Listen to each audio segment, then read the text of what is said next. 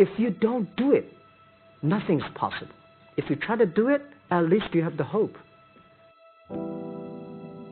You had that third failure in a row. Did you think, I need to pack this in? Never. Why not? I don't ever give up. I mean, I'd have to be dead or completely incapacitated.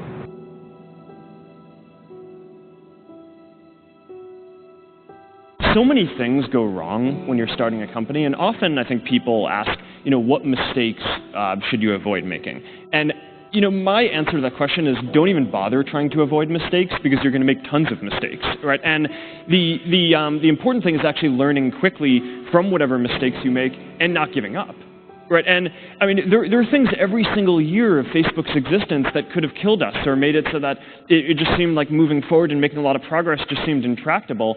But you just kind of bounce back and you learn, and nothing is impossible. You just have to kind of keep running through the walls. It's hard changing your life. It was hard when just over 3 years ago, in the Penobscot building in Detroit, Michigan, where I was operating my business, and I fell on some hard times, and I was sleeping in my office. It was hard coming into the lobby, and the security said, "Excuse me, Mr. Brown, can we see you for a moment?" And I said, "Yes," and I walked up to the counter, and he gave me an envelope. And he said, "Would you mind reading it here?" And I opened the envelope, and the envelope was from management that said, "This is an office tower. It's not a hotel. Please do not sleep in your office." And I said, "Excuse me, sir." I said, "I just work long hours in creating my business. I'm an entrepreneur. And right now things are bad for me. But they're not going to be this way always. And I just asked for the opportunity to continue to operate like I'm doing. I'm not trying to make this my home." And it was hard coming through the lobby. And sometimes they would laugh. There's a guy talking about becoming successful. And look at him. He's bathing in the bathroom upstairs on the 21st floor. He sleeps on the floor. Him and 2 other dreamers up there. Look at him. It was hard, ladies and gentlemen, coming to speak to people. And I was facing financial difficulties in my own life. I was behind on my bills and my dreams, and I'm saying to them, you can live your dream. It was hard, ladies and gentlemen. It was very difficult to pick myself up each day believing that I could do it. There were times that I doubted myself. I said, "God, why is this happening to me? I'm just trying to take care of my children and my mother. I'm not trying to steal or rob from anybody. How did this have to happen to me?" It was very hard. And here's what I want to say to you. For those of you that have experienced some hardships, don't give up on your dream. No one could have convinced me by holding on, by continuing to push forward, by continuing to run toward my dream. And one day, I would have my own talk show. It's a long shot, ladies and gentlemen, from Liberty City, an abandoned building on a floor. Never knowing my mother or father. It's a long shot. Being here with you today in this dome in Atlanta, it's a long shot. No college training, labeled educable, mentally retarded, but I kept running toward my dream.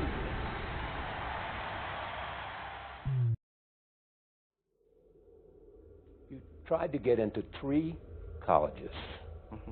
Each time they rejected you. No, I tried. There is an examination that young people, if you want to go to university, you have to take the examinations. So I failed 3 times. Right. But I had a lot of fail. I failed for funny things that I failed a key primary school test for 2 times, and I failed 3 times for the middle schools, and. You will never believe in Hangzhou, my city, there's only 1 middle school that lasts only 1 year. It was changed from primary school, middle school, because our graduates of our school, no middle school accept us because we were too bad. What effect did it have, though, being rejected? Well, I think we have to get used to it. We're not that good. Even today, we still have a lot of people reject us. I think when I graduate from universities, and before I, for 3 years I tried to fill in the universities. So I applied jobs for 30 times, got rejected. I went for a police, they said, no, you're not good. I went to even the KFC. When KFC come to China, come to my state, 24 people went for the job. 23 people accepted. I was the only one guy. And we went for police. 5 people, 4 of them accepted. I was the only guy that I received it. So for me, being turned down, rejected. Oh, by the way, I told you that I applied for Harvard for 10 times, rejected. Nothing works the first time. When you try something new, it probably won't work. When you try something new several times, it probably won't work. And the turning point in my life came when I would hear good ideas, and I was so eager to be successful in selling. I would run out and try the ideas, and they wouldn't work. I'd try a way of getting an appointment or answering an objection or closing a sale. It wouldn't work. And my natural response, and I think just to be disappointed. And then I realized nothing works, at least the first few times. So I decided I would try a new idea 5 or 10 times before I passed judgment on it. I would not just try it once and quit like most people do, and that changed my whole life. It was a turning point in my life because I realized from then on, if you've got a good idea and you've got a good goal and you want to double your income and improve the quality of your life and you have to try new things in order to get new results, it's not going to work the first time. So say, well, that didn't work, try something else and try something else and try something else. Now, if you try, only 2 things can happen. What are they? Succeed or fail. If you succeed, you do more of it. If you fail, you learn from it, get smarter, and try it again. So you cannot lose by taking action. You can only lose by not taking action.